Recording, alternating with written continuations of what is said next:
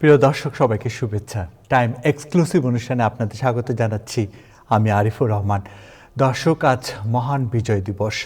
বিজয় দিবসে বীর মুক্তিযোদ্ধা সহ স্বাধীনতা যুদ্ধে যারা অংশগ্রহণ করেছিল সবার প্রতি জানাই সশ্রদ্ধ সালাম। দর্শক, আজকের অনুষ্ঠানটিকে একটু ভিন্নভাবে আমরা সাজিয়েছি।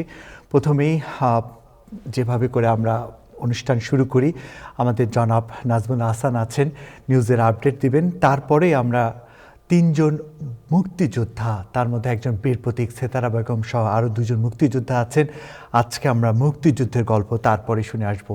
এখন যাব জনাব নাজমুল হাসানের কাছে নিউজ আপডেট নেবার জন্য। ধন্যবাদ আরিফ, এবং ধন্যবাদ টাইম টেলিভিশনের সকল দর্শক শ্রোতা এবং সবাইকে সালাম এবং শুভেচ্ছা। আশা করি আপনারা সবাই ভালো আছেন। আজ মঙ্গলবার, ডিসেম্বর মাসের 16 ডিসেম্বর, বাংলাদেশের মহান বিজয় দিবস। বাংলাদেশের মহান বিজয় দিবসে সকলকে অভিবাদন এবং সকলের প্রতি অসীম শ্রদ্ধা এবং ভালোবাসা। মুক্তিযোদ্ধাদের প্রতি তাদের গভীর আত্মত্যাগের বিনিময়ে জাতি একটি দেশ পেয়েছিল এবং সেদিনই বিজয় অর্জিত হয়েছিল। বাংলাদেশের কোটি কোটি মানুষের একটি স্বাধীনতার স্বপ্ন সেদিন সম্পূর্ণভাবে বাস্তবায়িত হয়েছিল ডিসেম্বরের 16 তারিখ 1971 সালে। আজকে তারই প্রায় 54তম বার্ষিকী উদযাপন করছে বাংলাদেশ সহ পৃথিবীর বিভিন্ন দেশের বাংলাদেশিরা। প্রেসিডেন্ট ডোনাল্ড ট্রাম্প আজকে ঘোষণা দিয়েছেন যে ভেনেজুয়েলার উপকূলে একটি ব্লকেড সৃষ্টি করা হচ্ছে, যে ব্লকের আওতায় থাকবে যে সমস্ত ট্যাঙ্কার এবং ট্যাঙ্কার প্রতিষ্ঠানের মালিকদের স্যাংশনের আওতায় নিয়ে এসেছিল যুক্তরাষ্ট্র, সেই সমস্ত ট্যাঙ্কার এবং ট্যাঙ্কার মালিকদের পরিচালিত সকল ট্যাঙ্কার কোনো না কোনো ভাবে যাতে ভেনেজুয়েলায় প্রবেশও করতে না পারে, যেগুলো ভেনেজুয়েলায় আটক আছে সেগুলিও ভেনেজুয়েলা থেকে যাতে অন্য কোথাও যেতে না পারে, সেই ব্যবস্থায় প্রেসিডেন্ট ট্রাম্প করার জন্য যুক্তরাষ্ট্র সামরিক বাহিনীকে নির্দেশ দিয়েছেন, অর্থাৎ সম্পূর্ণ ব্লকেড ভেনেজুয়েলার উপকূলে। এবং এটি এক সপ্তাহ পরে আসলো, এক সপ্তাহের কম সময় পর, যখন যুক্তরাষ্ট্র ভেনেজুয়েলা থেকে তেল নিয়ে অন্য দেশে যাওয়ার পথে প্রথম ট্যাঙ্কারটি আটক করেছিল। তার এক সপ্তাহ পার না হতেই প্রেসিডেন্ট ট্রাম্প আজকে নির্দেশ দিলেন যে ভেনেজুয়েলাতে থেকে কোনো ট্যাঙ্কার যেতেও পারবে না, ভেনেজুয়েলায় কোনো ট্যাঙ্কার তেল নেওয়ার জন্য যেতে পারবে না, তেল নিয়ে বেরো আসতে পারবে না। এই কথাটি আজকে দেশম প্রেসিডেন্ট এর জন্য যুক্তি দেখিয়েছেন যে এই তেল আমদানি রপ্তানি থেকে, বিশেষ করে রপ্তানি থেকে ভেনেজুয়েলা যে অর্থ ব্যয় করে, সেই অর্থ মাদক পাচার এবং ড্রাগ টেরোরিজম, প্রেসিডেন্টের ভাষায় যেটাকে বলা হয় সন্ত্রাস, ড্রাগ সন্ত্রাস, সেই সন্ত্রাসের কাজে ভেনেজুয়েলা এবং ভেনেজুয়েলার প্রেসিডেন্ট মাদুরো সেই অর্থ ব্যয় করেন। এই অভিযোগেই ভেনেজুয়েলা থেকে তেল ট্যাঙ্কারের রপ্তানি তেল নিয়ে বিদেশে যাওয়া কিংবা বিদেশ থেকে খালি ট্যাঙ্ক ভেনেজুয়েলার উপকূলে যাওয়া, ভেনেজুয়েলা বন্দরে যাওয়া সম্পূর্ণ ব্লকেট করে দিয়েছেন প্রেসিডেন্ট ট্রাম্প। যুক্তরাষ্ট্রের প্রতিরক্ষা সচিব পিট হ্যাগসেট আজকে জানিয়েছেন যে কংগ্রেসের অনেক সদস্যের দাবি সত্ত্বেও যুক্তরাষ্ট্র যে ভিডিওর মাধ্যমে ভেনেজুয়েলার উপকূলে নৌকা ডুবিয়ে দেওয়ার এবং সেই নৌকায় যারা দুজন যাত্রী ছিল তাদের নিহত হওয়ার ভিডিও দৃশ্যটি যুক্তরাষ্ট্র প্রচার করবে না। যদিও পিট হ্যাগসেট জানিয়েছেন যে সিনেটর এবং বিভিন্ন কমিটির যারা কংগ্রেসের সদস্য রয়েছেন তাদেরকে হয়তোবা সেটি দেখানো যেতে পারে, তবে সেই ভিডিওটি কখনোই জনসমক্ষে প্রকাশ করা হবে না। যুক্তরাষ্ট্রের প্রতিরক্ষা সচিব পিট হ্যাগসেট আজকে সেটি জানিয়ে দিয়েছেন, যিনি ডিপার্টমেন্ট অফ ওয়ার এবং ডিপার্টমেন্ট অফ ডিফেন্সের যে পলিসি, যে নীতি নিয়ম, সেই নিয়ম মেনেই এই সিদ্ধান্ত গ্রহণ করা হয়েছে তিনি বলেছেন আজকে। একটা বিষয় হচ্ছে যুক্তরাষ্ট্রের আনএমপ্লয়মেন্ট, বেকারত্ব বৃদ্ধি পেয়েছে গত নভেম্বর মাসে, এবং তাতে দেখা যাচ্ছে যুক্তরাষ্ট্রে বেকারত্বের হার 4.6%। এবং এই বেকারত্বের হারের আরেকটি বিষয়, উল্লেখযোগ্য দিক হচ্ছে যে যুক্তরাষ্ট্রের অর্থনীতিতে গত নভেম্বর মাসে মাত্র 64,000টি চাকরি সংযুক্ত হয়েছে অক্টোবরে, এবং এবং এবং যদিও নভেম্বরে 64,000 চাকরি সংযুক্ত হয়েছে, কিন্তু অক্টোবর মাসে এর চাইতে অনেক বেশি মানুষ চাকরি হারিয়েছে, এবং সেই জন্যই জব লেস অর্থাৎ চাকরিহীনের মাত্রা গিয়ে দাঁড়িয়েছে 4.6%। এবং এটি প্যান্ডেমিকের পর সবচাইতে বেশি সংখ্যক মানুষ যুক্তরাষ্ট্রে চাকরিবিহীন অবস্থায় রয়েছেন। জবলেস যাদেরকে আমরা বলে থাকি, যেটি শেষ পর্যন্ত 4.6% গিয়ে ঠেকেছে। আরেকটি বিষয় যেটি বলার চেষ্টা করছি সেটি হচ্ছে যে অক্টোবরে অবশ্য যদিও ১,৫,০০০ চাকরি আ হারিয়েছিলেন যুক্তরাষ্ট্রের চাকরি যারা করেন তারা সেই তুলনায় নভেম্বর মাসে নতুন মাত্র ৬৪,০০০ চাকরির সুযোগ সৃষ্টি হয়েছে। এবং সেটি হচ্ছে যে এর পাশাপাশি অক্টোবর মাসে আপনাদের অনেকেরই মনে থাকতে পারে যে ফেডারেল সরকারের শাটডাউনের কারণে অনেক ফেডারেল কর্মীও চাকরিচ্যুত হয়েছেন। তারাও এই আনএমপ্লয়মেন্ট অর্থাৎ বেকারত্বের হিসাবে চলে এসেছেন। সেজন্য ৪.৬% গিয়ে দাঁড়িয়েছে নভেম্বর মাসে যুক্তরাষ্ট্রের বেকারত্ব। তবে তবে যুক্তরাষ্ট্রের চাকুরির সুযোগ বৃদ্ধি হওয়ার ব্যাপারটিও বেশ শীতল হয়ে গিয়েছে নভেম্বর মাসে। এবং এর কারণ হচ্ছে যেটি হচ্ছে যে নতুনভাবে যুক্তরাষ্ট্রের হাউসহোল্ড অর্থাৎ যুক্তরাষ্ট্রের পরিবারগুলোতে নতুন অর্থনৈতিক টানাপোড়েনের সৃষ্টি হয়েছে সেটি বলা হচ্ছে। এবং মুদ্রাস্ফীতিও ধীরে, ধীরে খুব ধীরে যদিও বাড়তে শুরু করেছে। এবং সেখানে প্রতি ঘন্টার বেতন গত বছরের একই সময়ের তুলনায় অর্থাৎ ১২ মাস আগে তুলনায় বর্তমানে বেড়েছে মাত্র ৩.৫%। কিন্তু যেখানে মুদ্রাস্ফীতি ৪% এর উপরে গিয়ে ঠেকেছে, অতএব মুদ্রাস্ফীতির সাথে কোনোভাবেই বেতন বৃদ্ধির তাল দিয়ে পারছে না। সেইজন্যই পরিবারগুলোতে আর্থিক অনটন দেখা দিচ্ছে। এবং এর ফলে গড়পড়তায় আ এখন যুক্তরাষ্ট্রে গড়পড়তায় বেতন হচ্ছে $৩৬.৮৬। আমি গড়পড়তায় বলছি কোন নির্দিষ্ট স্টেট কিংবা ফেডারেল ন্যূনতম মজুরি নয়। গড়পড়তায় যুক্তরাষ্ট্রের বেতন মাথাপিছু বেতন হচ্ছে এখন $৩৬.৮৬। প্রেসিডেন্ট ট্রাম্প নতুনভাবে আরো ৩৯ টি দেশের উপর ভ্রমণ নিষেধাজ্ঞা আরোপ করেছেন আজকে। এবং সেইটাই তিনি করতে শুরু করেছেন ওয়াশিংটন ডিসিতে একজন ন্যাশনাল গার্ড, একজন আফগান বন্দুকধারীর গুলিতে অভিবাসীর গুলিতে আহত হওয়ার পর। এবং এবং আজকে আরো ২০ টি নতুন দেশের সাথে নতুন দেশ সংযুক্ত করা হয়েছে ভ্রমণ নিষেধাজ্ঞার তালিকায়, যেখানে আগে ১৯ টি দেশ ছিল। এবং ফলে গিয়ে দাঁড়িয়েছে ৩৯ টি দেশের উপর বর্তমানে যুক্তরাষ্ট্রের ভ্রমণ নিষেধাজ্ঞা রয়েছে। এবং এই দেশগুলি হচ্ছে আ বার্কানো ফাসো, মালি, নাইজার, সাউথ সুদান, সিরিয়া।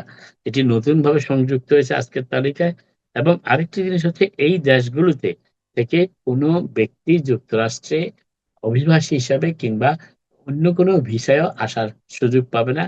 সেটিও আজকে সেই ঘোষণায় হোয়াইট হাউসে সেই ঘোষণায় জানিয়ে দেওয়া হয়েছে। আরেকটি বিষয় যেটা জানা হয়েছে সেটা প্যালেস্টাইন অথরিটি যাদেরকে প্যালেস্টাইন নাগরিকদেরকে যে ধরনের ভ্রমণ আ আ ডকুমেন্ট দিয়ে থাকে সেটিও এখন আর যুক্তরাষ্ট্রে আসার জন্য ব্যবহার করা যাবে না। অতএব কার্যত প্যালেস্টাইনিদের উপরও ট্রাভেল ব্যান কার্যকর করা হয়েছে। এর পাশাপাশি আরো যে দেশগুলো রয়েছে লাওস, সিয়েরা লিওন এবং যেগুলি আগে আংশিক নিষেধাজ্ঞার আওতায় ছিল সেগুলি এখন পুরোপুরি নিষেধাজ্ঞার আওতায় নিয়ে আসা হয়েছে। এরপরে আরো যে ১৫ টি দেশ রয়েছে সেগুলি হচ্ছে যেগুলি নতুনভাবে আংশিক ভ্রমণ নিষেধাজ্ঞার তালিকায় এসেছে সেগুলি হচ্ছে অ্যাঙ্গোলা, আন্টিগুয়া এবং Barbuda, Benin, Ivory Coast, Dominica, Gabon, Gambia, Malawi, Mauritania, Nigeria, Senegal, Tanzania, Tonga, Zambia এবং জিম্বাবুয়ে। এই সমস্ত দেশের নাগরিকরা যুক্তরাষ্ট্রের আ আ আংশিক ভ্রমণ নিষেধাজ্ঞায় পড়বেন। তবে এবং সেই কান্ট্রির এই দেশগুলো যে দেশগুলোর নাম বললাম, তারা যুক্তরাষ্ট্রে কোন প্রকার টুরিস্ট ভিসা কিংবা স্টুডেন্ট ভিসার জন্য আবেদন করতে পারবেন না যতদিন এই নিষেধাজ্ঞা বহাল থাকবে। নিউ ইয়র্ক স্টেটের attorney general Letitia James UPS এর বিরুদ্ধে মামলা দায়ের করে দিয়েছেন। কারণ যারা ইউপিএস এর কর্মী হিসাবে কাজ করেন তাদের বেতন বিভিন্ন কৌশলে কম দেওয়ার জন্যে। এবং লেটিশিয়া জেমস বলেছেন যে প্রতি বছর ছুটির মৌসুমে বিশেষ করে এই ডিসেম্বর মাসে কিংবা তার কিছুদিন আগে থেকে ইউপিএস বিপুল পরিমাণ মানুষকে চাকরিতে নিয়োজিত করে থাকে। এই বা এই ক্রিসমাস মৌসুমে তাদের যে ব্যাপক বাণিজ্য হয় সেই বাণিজ্যের সরবরাহ নিশ্চিত করার জন্যে। কিন্তু দেখা গিয়েছে বিভিন্ন অডিটের মাধ্যমে যে এই সময় যারা কাজে যুক্ত হন ইউপিএস এর সাথে তাদের বেতন বিভিন্ন কৌশলে কম দেওয়া হয়। এবং এইজন্যই নিউ ইয়র্কের স্টেটের attorney general Letitia James EPS এর বিরুদ্ধে কর্মীদের বেতন ফাঁকি দেওয়ার অভিযোগে মামলা ঠুকে দিয়েছেন এবং তিনি তার মামলায় বলেছেন যে ইউপিএস অমানবিকভাবে যে সমস্ত কর্মীরা প্রচন্ড শীত উপেক্ষা করে মানুষের বাড়ি, বাড়ি তাদের পার্সেল গুলো পৌঁছে দিয়ে থাকে ইউপিএস এর মাধ্যমে। সেই ইউপিএস এর পক্ষে সেই ইউপিএসই সেই সমস্ত কর্মীদের ন্যায্য পাওনা থেকে বঞ্চিত করছে। নিউ ইয়র্ক স্টেট সবসময় কর্মীদের পাশে দাঁড়াবে এবং সেই কারণেই ইউপিএস এর বিরুদ্ধে এই মামলাটি দায়ের করা হয়েছে যে কর্মীদের বেতন ফাঁকি, বিভিন্ন কৌশলে বেতন কম দেওয়ার অভিযোগে। আরেকটি বিষয় যেটি বলার চেষ্টা করছি সেটা হচ্ছে যে জোহরান মামদানির বাবা মাহমুদ মামদানি, যিনি কলম্বিয়া বিশ্ববিদ্যালয়ের হার্ভার্ড লিম্যান প্রফেসর হিসেবে কার্যরত ছিলেন এবং বর্তমানে সাবাটিক্যাল ছুটিতে রয়েছেন, তিনি জানিয়েছেন যে কলম্বিয়া ইউনিভার্সিটিতে যে সমস্ত ছাত্রছাত্রীরা ইসরায়েলের বিরুদ্ধে বিক্ষোভ করেছিল তারা এখন অনেকটা আতঙ্কিত অবস্থায় আছে। তার কারণ এই অ্যান্টি সেমাইটিজম মোকাবেলা করতে কলম্বিয়া বিশ্ববিদ্যালয় যে নীতিমালা প্রণয়ন করার চেষ্টা করছে কিংবা নীতিমালা প্রণয়ন করার বিষয়টি চূড়ান্ত করে নিয়ে এসেছে, সেই নীতিমালা প্রণয়নে যারা প্যালেস্টাইনের পক্ষে এবং গাজায় বিভিন্ন মানবাধিকার লঙ্ঘন এবং সাধারণ মানুষকে হত্যার বিরুদ্ধে আন্দোলন করেছিল, তাদের বিরুদ্ধে নানা রকম শাস্তিমূলক ব্যবস্থা গ্রহণের পদক্ষেপও এই এক্সকিউজ মি কলম্বিয়া বিশ্ববিদ্যালয়ের ইহুদি বিদ্বেষ ঠেকানোর কৌশলের সাথে অন্তর্ভুক্ত করা হয়েছে বলে তিনি মনে করছেন এবং এইজন্য ছাত্রছাত্রীরা যারা সেই সমস্ত বিক্ষোভে অংশ নিয়েছিল প্যালেস্টাইনিদের পক্ষে, তারা অনেকটা আতঙ্কজনক অবস্থায় দিন যাপন করছে। আরেকটি বিষয় যেটি বলার চেষ্টা করছি সেটি হচ্ছে যে নিউ ইয়র্কের বিদায়ী মেয়র এরিক অ্যাডামস আনুষ্ঠানিকভাবে তার কর্মীদের কাছ থেকে এবং নিউ ইয়র্কবাসীর কাছ থেকে বিদায় নিয়েছেন আজকে সিটি হল প্রাঙ্গণে একটি অনুষ্ঠানের মাধ্যমে এবং তিনি সেই অনুষ্ঠানে বক্তব্য রাখতে গিয়ে বলেছেন যে গত ৪ বছর তিনি যথাসাধ্য চেষ্টা করেছেন নিউ ইয়র্কবাসীর উন্নয়নে, সামাজিক এবং অর্থনৈতিক উন্নয়নে ভূমিকা রাখার জন্য। শুধুমাত্র ঘুষের অভিযোগে তার বিরুদ্ধে যে ফেডারেল সরকারের অভিযোগ, সাংবাদিকরা বারবার সেই বিষয়টি সামনে টেনে নিয়ে আসে। তার অন্যান্য অবদানকে খাটো করার যে প্রয়াস পেয়েছেন, আজকে মেয়র এরিক অ্যাডামস তার বিদায়ী ভাষণে, যেটি বলা হয় বিদায়ী ভাষণ, এর আগে জানুয়ারি 31শে ডিসেম্বর হচ্ছে তার শেষ কর্মদিবস। শেষ কর্মদিবসের আগে ধারণা করা হচ্ছে এটি হচ্ছে বিদায়ী মেয়র এরিক অ্যাডামসের সর্বশেষ জনসমক্ষে ভাষণ এবং সেই ভাষণে তিনি তার রেকর্ড যে ৪ বছরের তিনি যার যে অর্জন সেটি ব্যাখ্যা করার চেষ্টা করেছেন এবং তিনি বলেছেন যে শুধুমাত্র একটি বিষয় সাংবাদিকরা টেনে এনে সেই সেই ফেডারাল মামলার বিষয়টিকে টেনে এনে তার বিভিন্ন অবদানকে বিভিন্ন সময়ে প্রশ্নবিদ্ধ করা হয়েছে। তিনি সেটিকে তার বিরুদ্ধেই তিনি মোকাবেলা করতে গিয়ে তিনি আজকে তার যে অর্জন, সেই অর্জনকে সরাসরি জনসম্মুখে তুলে ধরছেন। এর পাশাপাশি সিটি হল প্রাঙ্গণে এই ১ম নিউ ইয়র্ক সিটি প্রশাসনের পক্ষ থেকে একটি টাইম ক্যাপসুল পুঁতে রাখা হয়েছে এবং সেই টাইম ক্যাপসুলে যে সমস্ত জিনিসগুলো রাখা হয়েছে এবং সেটি টাইম ক্যাপসুলটি রাখার সময় যখন তিনি সেটি রাখেন তখন তার সাথে তার সকল ডেপুটি মেয়র উপস্থিত ছিলেন এবং তিনি তার ৪ বছরের যে সমস্ত সাফল্যজনক কর্মকাণ্ড তার অনেক কিছুই সেখানে টাইম ক্যাপসুলে উল্লেখ করা হয়েছে এবং সের মধ্যে রাখা হয়েছে। মূলত অন্যান্য জিনিসের মধ্যে রাখা হয়েছে সেখানে যারা নিউ ইয়র্কে এসে অ্যাসাইলাম চেয়েছিলেন যুক্তরাষ্ট্র সরকারের কাছে, নিজের দেশে, দেশে যারা বিভিন্ন ধরনের নির্যাতনের শিকার হয়ে সীমান্ত অতিক্রম করে যুক্তরাষ্ট্রে এসেছিলেন এবং নিউ ইয়র্কে আশ্রয় নিয়েছিলেন। তাদের যে অ্যাসাইলাম আইডি দেওয়া হয়েছিল তারই একটি নমুনা সেই টাইম ক্যাপসুলে রাখা হয়েছে। এর পাশাপাশি সেই গ্র্যাজুয়েশন ট্যাসেল রাখা হয়েছে এবং স্ট্যাটেন আইল্যান্ড ফেরির একটি মিনি সংস্করণও সেই টাইম ক্যাপসুলে রাখা হয়েছে এবং তিনি মেয়র বলেছেন যে এটি তার ৪ বছরের সাফল্যের প্রতীক হিসাবে তিনি সেই টাইম ক্যাপসুলে রাখা হয়েছে। তবে মেয়রের পরবর্তী কার্যক্রম কি হবে অবশ্য নিউ ইয়র্ক সিটির মেয়রের দায়িত্বভার ছেড়ে দেবার পর সেটি তিনি স্পষ্ট করে কিছু বলেননি। তবে তিনি বলেছেন যে তিনি হয়তোবা আর কোন রাজনৈতিক জীবনে ফিরে আসবেন না। তিনি প্রাইভেট সেক্টরের চাকরিতে যাওয়ার জন্য প্রস্তুতি গ্রহণ করছেন এবং ইতিমধ্যেই বিভিন্ন অফার যাচাই বাছাই করছেন। তবে আজকে মেয়র বিকেলে অবশ্য ট্যাক্স পেয়ারদের আংশিক অর্থে নিউ ইয়র্কের সিটি যারা ট্যাক্স পে করে থাকেন তাদের আংশিক অর্থে অর্থাৎ সিটি বাজেটের মধ্যে সিটির অর্থানুকূল্যে তিনি মেক্সিকো সফরে গিয়েছেন। গত ৩ মাসে তিনি বেশ কয়েকটি দেশ সফর করেছেন, যার বেশিরভাগ অংশই বহন করেছে নিউ ইয়র্ক সিটির ট্যাক্স প্রদানকারীরা।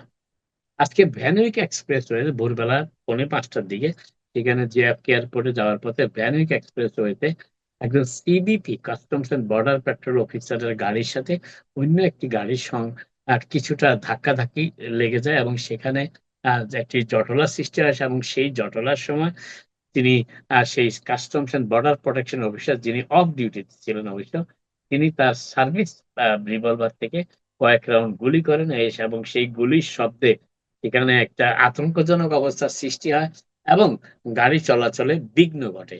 পরে পুলিশ এসে সেখানে আ গাড়ি চলাচল স্বাভাবিক করে আনার চেষ্টা করেন এবং তখনই পুলিশকে কাস্টমস অ্যান্ড বর্ডার পেট্রোলের যিনি কর্মকর্তা ছিলেন, যিনি গুলি চালিয়েছিলেন, তিনি পুলিশকে সেই বিষয়ে অবহিত করেন। এই বিষয়ে পুলিশ অবশ্য সেই CBP অর্থাৎ কাস্টমস অ্যান্ড বর্ডার পেট্রোল অফিসারের বিরুদ্ধে কোনো ব্যবস্থা নিয়েছে কিংবা আদৌ নেওয়া হবে কিনা সেই বিষয়ে কোনো মন্তব্য নিউ ইয়র্ক পুলিশ ডিপার্টমেন্ট করেনি। আজকে ভোর ৪:৫টার দিকে এই ঘটনা ঘটেছে JFK এয়ারপোর্টের সন্নিকটে ভ্যানিক এক্সপ্রেসওয়ে এর উপরে। ফাইনালি আপনারা যারা ফুটবলের দর্শক আছেন তারা সমগ্র বিশ্বব্যাপী ফুটবল প্রেমীরা যুক্তরাষ্ট্র, কানাডা এবং মেক্সিকোতে যে ২০২৬ সালের বিশ্বকাপ অনুষ্ঠিত হচ্ছে, সেই বিশ্বকাপের টিকেটের উচ্চ মূল্যের প্রতিবাদ করে আসছিলেন। ফিফা তাদের সেই প্রতিবাদের ভাষা শুনেছে অবশ্য এবং আজকে তারা ঘোষণা দিয়েছেন যে ন্যূনতম $৬০ মাত্র $৬০ প্রতিটি ম্যাচের ভেন্যুতে ১,০০০ টিকেট রাখা হবে এবং এই টিকেটগুলো বিতরণ করার দায়িত্ব পাবে। কোন প্রক্রিয়ায় বিতরণ করা হবে, সেই বিতরণ প্রক্রিয়ার অংশ হিসেবে থাকবেন যেই ভেন্যুতে যেই ২ টি দেশের ম্যাচ অনুষ্ঠিত হবে, সেই ২ টি দেশের সমর্থকরা যাতে এই $১,০০০ টায়ারের যে নতুন টিকেট $৬০ যে টিকেট প্রতি ভেন্যুতে কমপক্ষে ১,০০০ টিকেট রাখা হবে এই $৬০ মূল্যের এবং সেটি কারা পাবেন সেটি নিশ্চিত করা হবে যে ২ টি দলের খেলা সেই দলের সমর্থকদের মধ্যে মূলত এই টিকেট বিতরণের ব্যবস্থা করা হচ্ছে। তবে টিকেটগুলো যেহেতু কম মূল্যের এবং সেহেতু মূল মাঠ থেকে অনেক দূরে হবে যদিও স্টেডিয়ামের ভিতরেই হবে। তবে $৬০ টিকেট এবং ইতিমধ্যেই ফিফা জানিয়েছে প্রায় ২০ বিলিয়ন টিকেটের আবেদন ইতিমধ্যেই তারা পেয়েছে তাদের ওয়েবসাইটে এবং নতুনভাবে যারা আবেদন করতে চান আগামী দিন কয়েকের মধ্যে আবেদন প্রক্রিয়া শুরু হবে এবং তখন তারা এই নতুন টায়ার অর্থাৎ $৬০ মূল্যের টিকেটের জন্য আবেদন করতে পারবেন। যারা ইতিমধ্যে আবেদন করেছেন তারা সেটি পরিবর্তনও করতে পারবেন তাদের আবেদন প্রক্রিয়ায় কিছুটা, সেটি তারা বলছে। তবে বিস্তারিত জানার জন্য ফিফার ওয়েবসাইটে খবর নিতে পারেন ফুটবল প্রেমীরা। আপাতত এখানেই শেষ করি। আবার আপনাদের সাথে কথা হবে। আপনারা সবাই ভালো থাকুন। জনাব নাজমুল হাসান, আপনাকে এখনো ছাড়ছি না। আপনি অনেক গুরুত্বপূর্ণ তথ্য দিয়েছেন, তার মধ্যে দুটি তথ্য নিয়ে আরেকটু আলোচনা করতে চাই।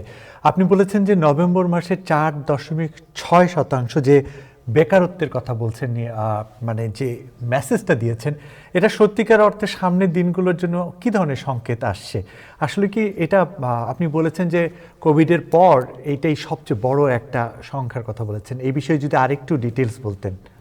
এটি হচ্ছে যে যুক্তরাষ্ট্রে যে জন্য বেকার ইনফ্লেশনটা একটু বাড়তে শুরু করছে এবং ইনফ্লেশনের সাথে যেহেতু মজুরি বাড়তেছে না অর্থাৎ মানুষের আয় বাড়তেছে না, অতএব ইনফ্লেশন এবং আয়ের মধ্যে একটা বৈষম্য, একটা দূরত্ব সৃষ্টি হচ্ছে এবং এই দূরত্বের কারণে অনেক যারা ন্যূনতম কিংবা খুব অল্প আয় করেন, অল্প আয়ের মানুষরা বিশেষ করে যুক্তরাষ্ট্রে সংকটে পড়তে যাচ্ছেন। কারণ যাদের অনেকটা পেচেক টু পেচেক অর্থাৎ এক পেচেক পেলে আরেক পেচেক পর্যন্ত তাদের জীবিকা নির্বাহের খরচ ব্যয় করে থাকেন, তারা কিছুটা সমস্যায় পড়তে যাচ্ছেন। তার কারণ হচ্ছে মুদ্রাস্ফীতি বাড়ছে কিন্তু বেতন সেভাবে বাড়ছে না, অতএব ব্যবধানটি বাড়ছে আয় এবং ব্যয়ের মধ্যে এবং এটি যুক্তরাষ্ট্রের অর্থনীতিতে একটি প্রভাব ফেলতে যাচ্ছে। তবে প্রেসিডেন্ট বারবারই একটা কথা বলে আসছেন যে তিনি মুদ্রাস্ফীতি নিয়ন্ত্রণ করার জন্য নিয়ন্ত্রণে রাখতে পেরেছেন, কিন্তু সর্বশেষ যে হিসাবটি পাওয়া গেল তাতে দেখা যাচ্ছে প্রেসিডেন্ট ট্রাম্পের সেই বক্তব্যটি এখনো সঠিক হচ্ছে না। তার কারণ মুদ্রাস্ফীতি এবং আয়ের মধ্যে পার্থক্য দেখা দিচ্ছে। আরেকটি বিষয় সেটি হচ্ছে যে নতুনভাবে নতুন চাকুরির সুযোগ কিন্তু যুক্তরাষ্ট্রে তেমন সৃষ্টি হচ্ছে না, কিন্তু এর বিপরীতে যারা চাকরিতে ছিলেন তাদের অনেকেই চাকরিচ্যুত হচ্ছেন। বিশেষ করে এটি অটোমেশন এবং আর্টিফিশিয়াল ইন্টেলিজেন্সের একটি প্রভাব বিভিন্ন চাকুরির ক্ষেত্রে দেখা যাচ্ছে এবং তাতে জনসংখ্যা কমে আসছে। আরেকটি বিষয় সেটি হচ্ছে যে নতুন এক ধরনের উদ্বেগ সৃষ্টি হয়েছে যারা ড্রাইভিং পেশায় আছেন। তার কারণ আপনারা জানেন যুক্তরাষ্ট্রের বিভিন্ন বড়, বড় শহরগুলিতে ড্রাইভারলেস গাড়ি চালানোর একটা প্রক্রিয়া শুরু হয়েছে। আমাদের নিউ ইয়র্ক সিটিতেও রয়েছে।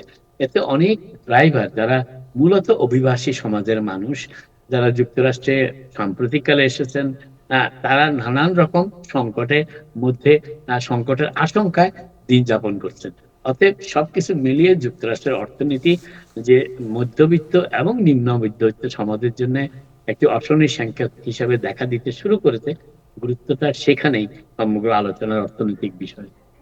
আপনার উত্তরের মধ্য দিয়েও কিন্তু অনেক প্রশ্নের আবারও একটি প্রশ্ন চলে আসলো যে আপনি জানেন যে বাংলাদেশি কমিউনিটি নিউ ইয়র্কে একটা অনেক বড় সংখ্যায় উবার, লিফট সহ বিভিন্ন রকম ড্রাইভিং প্রফেশনের সাথে যুক্ত আছে এবং নিউ ইয়র্ক সিটির 5টি বড়োর বাইরেও তারা কিন্তু ড্রাইভিং করছে।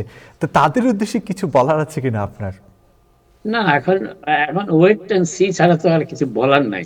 তার কারণ এখানে একটা ব্যাপার আছে, সেটি হচ্ছে যে অনেকে হয়তো এই বিষয়টা বুঝবেন। আগে যখন উবার গত কয়েক বছর আগে উবারের আ সাপ্লাই অ্যান্ড ডিমান্ড, আমেরিকার অর্থনীতির একটা মূল বিষয় হচ্ছে সাপ্লাই এবং ডিমান্ড। এখন এত বেশি সংখ্যক উবার চালক এবং উবার গাড়ি হয়ে গিয়েছে, লিফট গাড়ি হয়ে গেছে। আর এর পাশাপাশি আরো অনেক এই রাইড শেয়ারিং অ্যাপস এর মাধ্যমে অনেকেই এই সেক্টরে চলে আসছেন।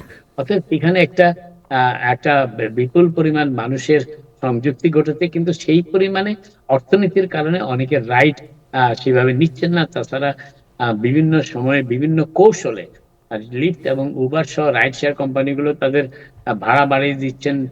চালক এবং কোম্পানিগুলোর মধ্যে যে আয়ের যে ফারাকটি, অর্থাৎ কি পরিমাণ কত পার্সেন্টেজ পর্যন্ত এই রাইড শেয়ারিং কোম্পানিগুলো রেখে দেবে, সেটাও উঠানামা করছে। অতএব যারা এই পেশায় নিয়োজিত হয়েছেন এবং অনেকটা আশার বাণীও দেখেছিলেন, কিন্তু হঠাৎ করে গত মার্চ ৬ কিংবা তার চাইতে সামান্য বেশি কিছু সময় ধরে দেখা যাচ্ছে যে অনেক রাইড শেয়ার কোম্পানি লিফট এবং উবার তারাও যাদের যাত্রীদের বিভিন্ন সময় রাইড বন্ধ করে রাখছেন ২ ঘন্টা, ৩ ঘন্টা, ৪ ঘন্টার জন্য। তো আয় কমে যাচ্ছে, কিন্তু ব্যয়ের পরিমাণও বাড়ছে। অতএব তাদের মধ্যেও একটা উদ্বেগ সৃষ্টি হয়েছে ইতিমধ্যেই। আরেকটি প্রশ্ন আপনার কাছে থাকবে। আপনি এরই মধ্যে দর্শকদেরকে বলেছেন যে 20টি দেশে ডোনাল্ড ট্রাম্পের যে ভ্রমণ নিষেধাজ্ঞার কথা বলেছেন এবং ৩৯টি দেশ মোট। মোট 39টি দেশ। তো এইখানে একটি প্রশ্ন আছে, যারা এরই মধ্যে সে দেশ থেকে যুক্তরাষ্ট্রে আসার ভিসা আছে কিংবা আন্তর্জাতিক কোনো সেমিনার কিংবা চিকিৎসার জন্য ডাক্তারের আগে থেকে অ্যাপয়েন্টমেন্ট নেওয়া হচ্ছে, তাদের ক্ষেত্রেও কি মানে এই নিষেধাজ্ঞাটা বলবৎ থাকবে যে ভিসা আছে, ডাক্তারের অ্যাপয়েন্টমেন্ট কিংবা আন্তর্জাতিক কোনো সেমিনারে অংশগ্রহণ? এটা বলবৎ থাকবে কি থাকবে না সেটি বলা হয়নি আদেশে। তবে সাধারণত ট্রাভেল ব্যানে যারা থাকেন তারা ভিসা নিয়ে আসলেও অনেক সময় uh CBP, customs and border protection তাদের এন্ট্রি দেয় না মোস্ট অফ দ্যা কেস। ধন্যবাদ নাজমুল হাসান আমাদের সাথে যুক্ত হওয়ার জন্য। দর্শক, আজকে মহান বিজয় দিবস। টাইম টেলিভিশন পরিবার একজন বীর প্রতীক সিতারা বেগম সহ আরও 2জন বীর মুক্তিযোদ্ধার সাথে মুক্তিযুদ্ধের গল্প করেছে। তার জন্য আজকের আমাদের আয়োজনে সে অংশটুকুই আমরা তুলে ধরব। বিজয়ের মাসে মুক্তিযুদ্ধের গল্প এই অনুষ্ঠানে যারা দর্শক আছেন তাদের মুখ থেকেই আপনারা শুনবেন। আমি সিতারাপ্পাকে অভিনন্দন জানাই, আবিদ ভাইকে। উনিও ক্যাপ্টেন আবিদ ভাই, উনি মুক্তিযোদ্ধা ছিলেন। ইনফ্যাক্ট আমি আবিদ ভাই একসাথে সেক্টর 3-তে ছিলাম। সেই জন্য আমি গর্বিত যে সিতারাপ্পা আবিদ ভাই আজকে আসছেন, কারণ আজকের দিনে আপনাদের কথা আমরা শুনতে চাই। আবিদ ভাই, আপনি একটু বলেন প্রেক্ষাপট সম্বন্ধে আপনার কি ধারণা? আমি তো বললাম আমার বক্তব্য, আপনি অন করেন। প্রেক্ষাপট আপনি খুব ভালো সুন্দর করে বলেছেন। আমার যতদূর মনে আছে আর কি, যখন জানুয়ারি ফেব্রুয়ারি ইলেকশন হলো, আমরা সবাই এক্সাইটেড, পলিটিক্যাল প্রসেসে আমরা আমাদের অটোনমি আসবে, এটি আশা ছিল সবার। কিন্তু 25শে মার্চ যখন first bullet the shot, there was the declaration of war for us. There was betrayal, political democratic process-এর betrayal হলো। তখন আমাদের মানসিকভাবে এরকম হলাম যে যুদ্ধ না করলে আর তো আমরা আমাদের অস্তিত্ব থাকবে না, ও পাকিস্তানের আন্ডারে থাকলে আরো কলোনাইজড হয়ে যাব, we won't be any voice. সেই পরিপ্রেক্ষিতেই ইয়াং জেনারেশন সবাই যুদ্ধে ঝাঁপিয়ে পড়েছে। আপনি কিভাবে মুক্তিযুদ্ধে জয়েন করলেন আবিদ ভাই? আমি তখন ময়মনসিংহ মেডিকেল কলেজে সার্জিক্যাল হাউস স্টাফ ছিলাম। I was getting ready to immigrate to United States in July with my internship in hand. I was in the process of getting the passport. Anyway, political stalemate এর জন্য passport হয়নি। 25শে March যখন গোলাগুলি শুরু হলো ঢাকাতে, ময়মনসিংহে তখন কিছু হয়নি। ময়মনসিংহে শুরু হয়েছে 27 মার্চ। ইস্ট বেঙ্গল রেজিমেন্ট না ইপিআর রেজিমেন্ট ছিল একটা, I don't know the number. ওর মধ্যে 50-50 বাঙালি ছিল আর 50 নন বাঙালি ছিল। 27-28 বেশ গোলাগুলি শুরু হলো। আমরা সার্জিক্যাল স্টাফের যারা ছিলাম, বাঙালি অবাঙালি যারাই আহত হয়ে আসছিল হাসপাতালে, তাদেরকে সবাইকেই আমরা চিকিৎসা দিচ্ছিলাম। 28 তারিখে আরো বেশি গোলাগুলি হলো। সবাই সারা রাত্র সার্জিক্যাল স্টাফ যারা সবাই কাজ করে সকালে নাস্তা করার জন্য বের হচ্ছিলাম, কিন্তু তখন ময়মনসিংহ মেডিকেল হাসপাতালে ছিল না, ক্যাফেটেরিয়া ছিল না। তখন হাসপাতালের করিডোরে দেখি গুটি কতেক লোক দাঁড়িয়ে আছে আর 2 জন আর্মি ইউনিফর্মে দাঁড়িয়ে আছে। তো তারা কথা বলছে প্রফেসর মির্জা মাজহারুল ইসলামের সাথে। He was very tall, he was looking all over everybody's head.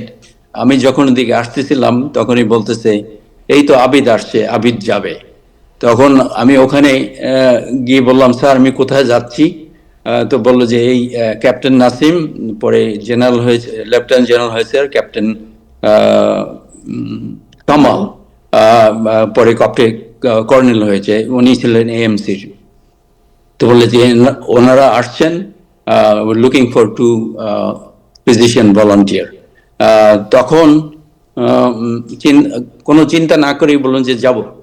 তখন এত একটা মানসিক অবস্থা ছিল, মানে পাকিস্তানের গোলাগুলি শুরু হওয়ার পরে আর তাদের উপরে কোনো আস্থা ছিল না। So we had to fight. তখনই আমি I picked up few personal articles, তারপরে তাদের সাথে চলে গেলাম। সেকেন্ড বেঙ্গল, এর আগের ঘটনা হলো সেকেন্ড বেঙ্গল তখন তারা ডিসবার্স ছিল। এক কোম্পানি ছিল জামালপুরে, এক কোম্পানি ছিল টাঙ্গাইল, আর এক কোম্পানি ছিল ময়মনসিংহ, আর একটা কোথায় জানি ছিল মনে নাই। জয়দেবপুরে ছিল ওদের মেইন ইয়েটা intact. So from there they moved to Kishoreganj for collection of supplies and rations. Kishoreganj থেকে তারপরে Brahmanbaria, they met with Khaled Murshid's company, East Bengal Regiment 4. তারপরে আমাদেরকে আমি ক্যাপ্টেন নাসিমের সাথে আর লেফটেন্যান্ট হেলাল মুর্শেদ, ওদের একটা company, they were sent to Ashuganj to defend or literally defend the entrance across the Bhairab Bridge. ওখানে আমরা বেশ কিছুদিন ছিলাম। তারপরে ওখান থেকে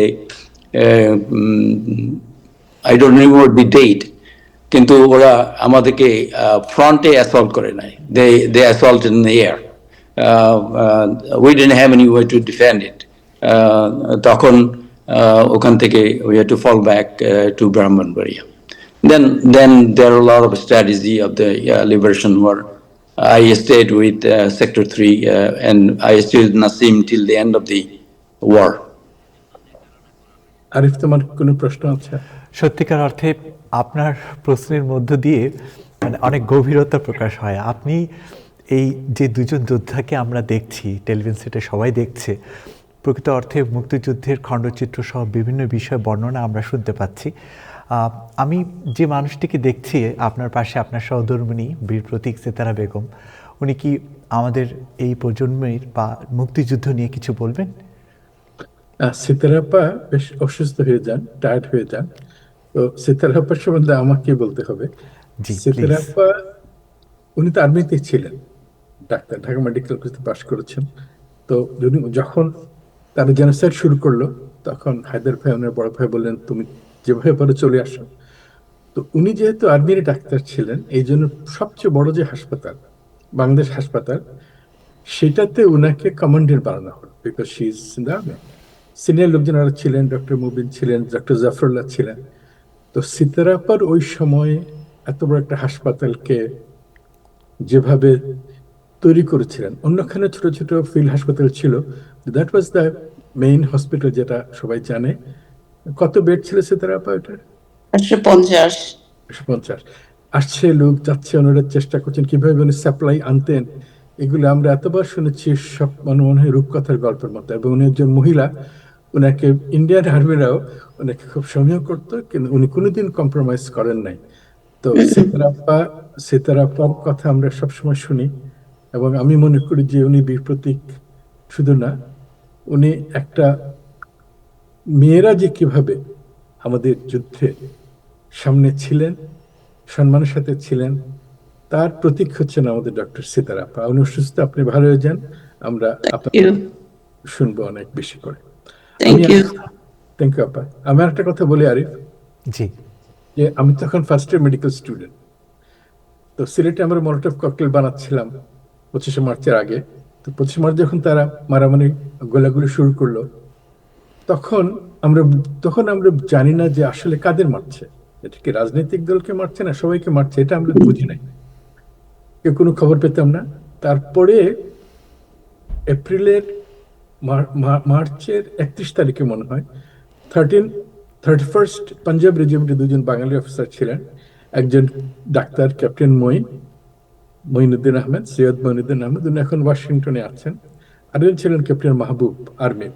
তাদের দুজনকে তারা গুলি করে, ওদের মধ্যে অ্যারেস্ট করেছিল, গুলি করে এসে 31 তারিখে ফেলে গেল হাসপাতালে। তো আমার বাবা শহীদ ডক্টর শামসুদ্দিন আহমেদ, উনি ছিলেন head of the department, surgery department, Sylhet medical কলেজে। তো সব ডাক্তাররা, অন্যরা সবাই কিন্তু শহর ছেড়ে চলে যাচ্ছিল। তো উনি ওদের অপারেশন করলেন, কিন্তু মাহবুবকে বাঁচাতে পারলেন না। মঈন ভাইকে ওরকম বাঁচিয়ে পাঠিয়ে দিলেন গ্রামে। মঈন ভাই পরে যুদ্ধে জয়েন করলেন। তো ওই সময় আমরা দেখলাম যে তাদের আর্মির ডাক্তার, আমরা জানি না কারে মারছে, তাদের নিজেদের ডাক্তারকে যদি মেরে আনে, কেন আনছে পরে বুঝলাম যে একজন পাঠান রিভোল্ট করেছিল, যে ওদেরকে ইউজুয়ালি তারা কি করে, মরার পরে তারা এই মাটিতে ফেলে দেয়, মানে কবর দেয়। কিন্তু এখানে তারা দিয়েছিল, ওই পাঠান লোকটা সরফরাজ মালিক কর্নেলকে বলেছে তুমি আমার ডাক্তার কিন্তু মারো, তোমাকে মারবো, রিভোল্ট করেছিল। এনিওয়ে, সেটা অন্য স্টোরি। তো আমরা যখন দেখলাম, তখন আমরা বললাম যে আমরা কিন্তু অস্ত্র আমাদের হাতে নাই। আমরা জানতাম অস্ত্র দিয়ে আমরা ট্রেনিং করেছি, আমরা রাইফেল শুটিং ক্লাবের মেম্বার ছিলাম। বিয়ানীবাজার সিলেট থেকে দূরে আমরা আসলাম, আমরা 4 জন। আসার পরে ওখানে দেখা হলো কর্নেল রবের সাথে, অনেকে জানে না মেজর রব, উনিও এমএনএ ছিলেন, এবং জেনারেল ওসমানী উনি ছিলেন চিফ অফ স্টাফ হয়েছিলেন। তো উনি আমাদের বললেন তোমরা তেলিয়াপাড়ায় যাও। তো তেলিয়াপাড়াতে আমরা যখন আসলাম, আমরা জানতাম না তেলিয়াপাড়া কোথায়। তেলিয়াপাড়ার চা বাগানে প্রথম সদর দপ্তর ছিল আর্মি, সেখানে তখন খালেদ মোশাররফ, জেনারেল শফিউল্লাহ, দুজন মেজর ছিলেন। তারপরে কর্নেল ওসমানী আসলেন, কর্নেল রব আসলেন। আর হায়দার ভাইকে দেখলাম, তখন হায়দার ভাইয়ের হাত ভাঙা। কি হয়েছে আপনি? বলে আমি হেলিকপ্টার থেকে, উনি কমান্ডো, হেলিকপ্টার থেকে জাম্প করে আমার হাতটা ভেঙে গেছে। আমি বললাম আমি কমান্ডো হবো। তুমি কমান্ডো পরে হবে, এখন ট্রেনিং নাও। নিয়ে যুদ্ধ তখন হচ্ছে, তখন আবিদ ভাইয়ের তখন আশুগঞ্জ থেকে এদিকে আসেন নাই মনে হয়। না, এই সময় আমরা আমাদেরকে উইদিন, কারণ আমরা যেহেতু জানতাম স্টেন গান আমাদের শিখিয়ে চা বাগানের ভিতরে আমাদেরকে ফ্রন্টে দিয়ে দিল। আমরা মাত্র 2 জন স্টুডেন্ট, আর কিন্তু তখনও ইপিআর পুলিশ তার আসা শুরু করছে। এই যে সেকেন্ড বেঙ্গল রেজিমেন্ট, কিন্তু পরে এটা সেক্টর 3 নাম হয়েছে, যে মেজর শফিউল্লাহ যেটা কমান্ডার ছিলেন। তো পরে যে উনি যেটা বললেন যে হেলাল মুর্শেদ, একদিন তো অনেক ছাত্ররা আসলো, আমাদেরকে ছাত্রদের কোম্পানির কমান্ডার হলো। 1 সপ্তাহ পরে আমি দেখলাম যে আমি এখানে, ছাত্ররা অনেকে বন্দুক ধরেই জানে না, এখানে সময় নষ্ট। এর মধ্যে আসছে হেলাল মুর্শেদ, ইয়াং লেফটেন্যান্ট, এসে বললো যে আমি কিছু মানুষ চাই যারা মরার জন্য রেডি, কারণ আমরা একটা কমান্ডো ইউনিট বানাবো, যেটা পিছন থেকে গিয়ে শত্রুকে অ্যাটাক করবো। তো আমরা তো রাজি, কারণ আমরা তো তখন গিয়েছি মরার জন্যই। তখন তো আমি কোনো রাজনীতি করি না কোনোদিন, গিয়েছি যখন সবচেয়ে বড় কিছু একটা করব। আমি আর সালাম, কর্নেল সালাম, আমরা হেলাল মুর্শিদের সাথে ওর একটা সেকশন, সেকেন্ড বেঙ্গল রেজিমেন্টের, এই আমাদের শুরু হলো যে কিভাবে তেলিয়াপাড়া, মাধবপুর, মন্তলার পাশে এসব জায়গাতে অপারেশন করা, বিভিন্ন ধরনের অপারেশন করা। তো সেইটা ছিল মুক্তিযুদ্ধের। এই ব্যাপারে বলা দরকার আমার যে বঙ্গবন্ধু যে যান নাই, আমি আবার রাজনীতিতে ফিরে আসছি, কেন যান নাই? কারণ ওনাকে বলা হয়েছে আপনি তো প্রাইম মিনিস্টার হচ্ছেন, তো যে ডেমোক্রেটিক ওয়েতে জেতার পরে প্রাইম মিনিস্টার হবে, উনি যুদ্ধ করতে যাওয়ার তো প্রশ্ন ওঠে না, কারণ উনি তো বেশি মেজরিটি ভোট পেয়েছেন।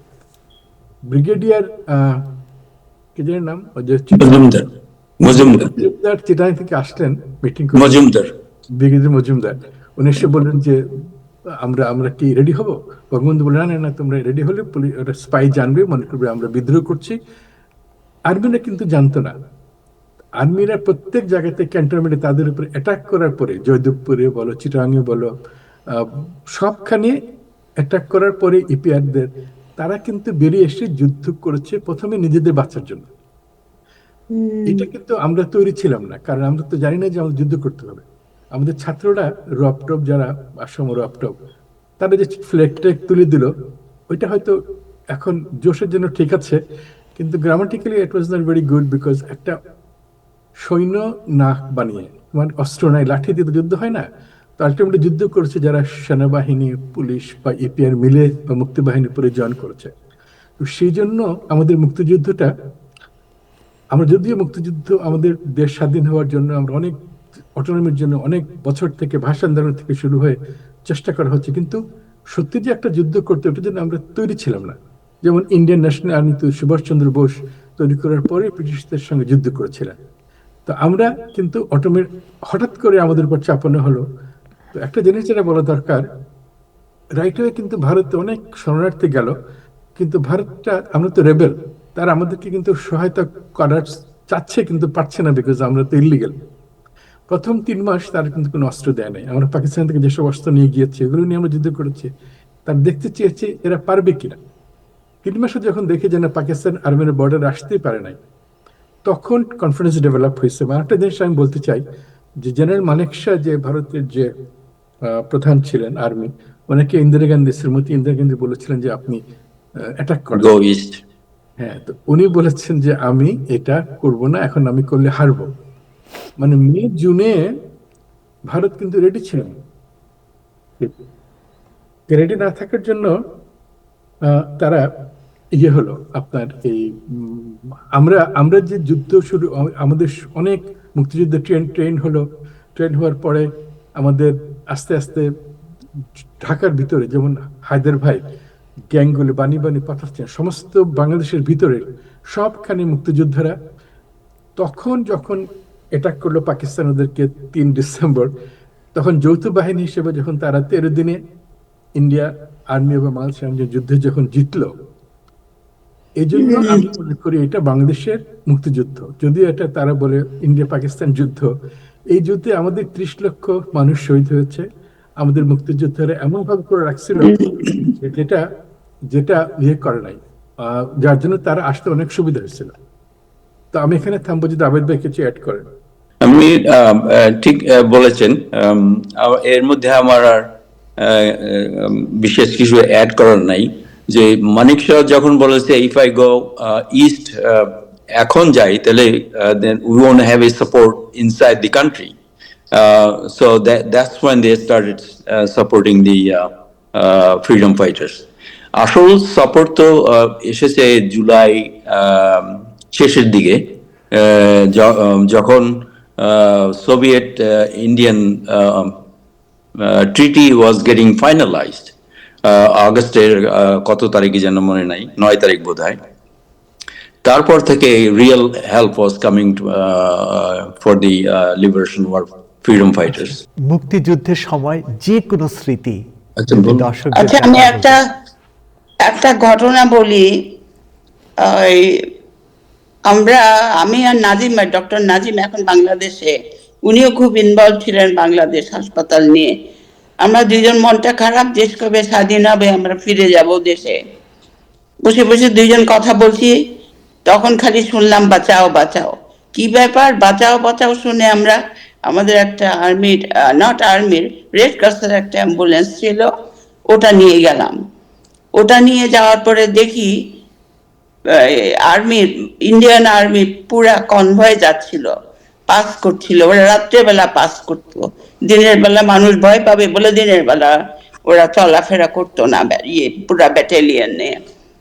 তো ওরা যাচ্ছিল, ওখানে অ্যাক্সিডেন্ট হয়ে ড্রাইভার শুধু একটা গাড়ি খাদের মধ্যে পড়ে গেছে এবং ড্রাইভারটা সেখানেই মারা যায়। তো ওখানে ওকে দেখলাম, টাচ করলাম, নাজিম ভাইও টাচ করলেন, ইজ অলরেডি গন।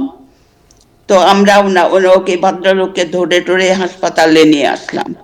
পরের দিন সকালবেলা অনেক আর্মি লোকেরা আসলো, এসে ওদেরকে নিয়ে গেল। অনেক অনেক ইনজুরি ছিল সোলজারদের মধ্যে, এসে ওদেরকে নিয়ে গেল। বেশ কয়েকজন সিরিয়াসলি ছিল, বাট নট ব্যাড, এসে নিয়ে গেল। এই ছিল একটা ঘটনা। Can I add something? অবশ্যই অবশ্যই। আসলে ঘটনা ওই front of the convoy, the truck topple. তো তো অনেক ইনজুরি ছিল। সেটা রাত্রবেলা, they didn't have a light, only work with the torch light যা ছিল। যারা ইনজুর্ড ছিল ওদেরকে ফার্স্ট এড দিবে, যা ট্রিটমেন্ট করার দরকার ছিল বাংলাদেশ হাসপাতালে নিয়ে এসছে। কিন্তু ইন্ডিয়ান আর্মির তখনও কোনো মেডিকেল অ্যাম্বুলেন্স ওদের সাথে ছিল না। সো ওই অ্যাম্বুলেন্স আসতে আসতে কয়েক ঘন্টা লেগেছে। তারপরে অ্যাম্বুলেন্স আসে, যাদের ইনজুর্ড সংখ্যা বেশ ছিল। So they took almost a day to evacuate from Bangladesh hospital.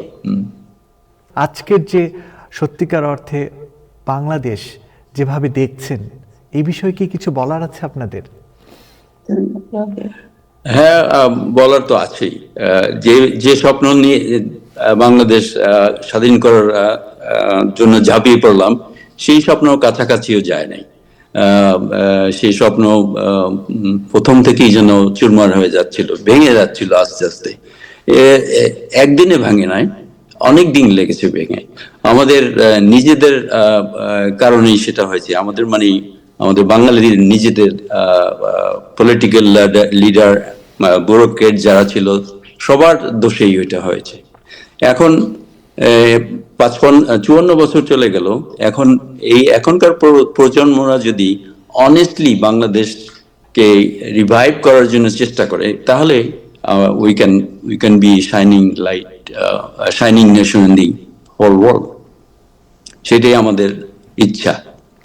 একটু অর্গানাইজ হওয়া উচিত, মানুষকে একটু কি বলে নিঃস্বার্থ হওয়া উচিত। সবাই খালি নিজের স্বার্থ খোঁজে আর দেশের কথা চিন্তা করে না। দেশের পাওয়ারে যায় এক একজন, গিয়ে কি করে নিজের কি বলে ওটাকে, পয়সা বানানোর তালে, জমি বানানোর তালে।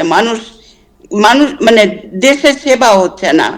এটা যেন না করে, দেশের লোকদের জন্য করে, যাদের জন্য আমরা যুদ্ধ করেছি, যাদের জন্য আমরা প্রাণ দিয়েছি, যাদের জন্য আমরা সবকিছু ছেড়ে যুদ্ধে গিয়েছি।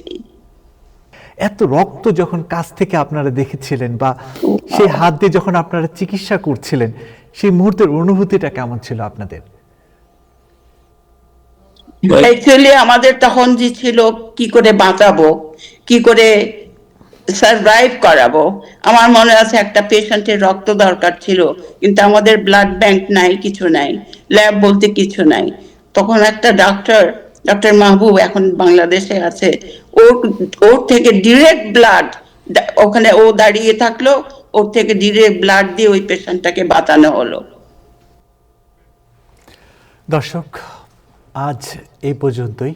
টাইম এক্সক্লুসিভ অনুষ্ঠানে বিজয়ের মাসে আবারও সেই বীর শহীদ এবং মুক্তিযোদ্ধা এখনও যারা বেঁচে আছেন তাদের প্রতি সশ্রদ্ধ সালাম।